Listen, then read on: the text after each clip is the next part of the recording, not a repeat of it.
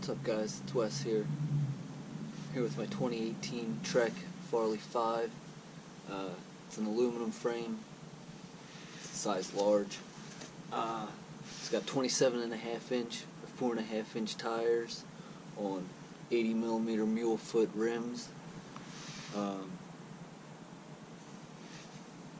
front, it came with a carbon fork, which was very nice, really lightweight, but I switched it out with a Manitou Mastodon 120mm travel fork. Really takes the hits nice. It's an air shock. I did put 3 of the tokens, switched them around so that it's got less volume in it, more progression. Really nice. Answer carbon fiber 780mm bars on an Answer 40mm stem. Race face half Nelson grips. Brakes up front are SRAM Guide RS brakes. That's 4-piston with 180mm caliper. Back are SRAM Level TLMs. That's a 2-piston caliper with 160mm rotors. It's a SRAM it's a Shimano 1x10 drivetrain with race face 32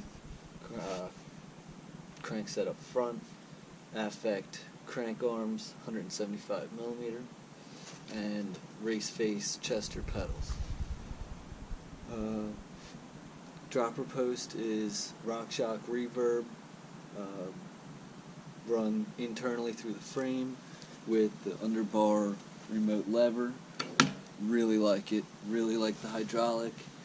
It's not as easy as a cable one would be, but once it's installed, it's awesome. Works in the cold. I've ridden it, no problem.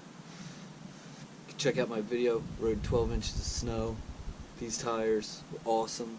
It was a little bit tough going when it was really deep like that, but if somebody had, already blazed a trail before you could do it basically like a quad.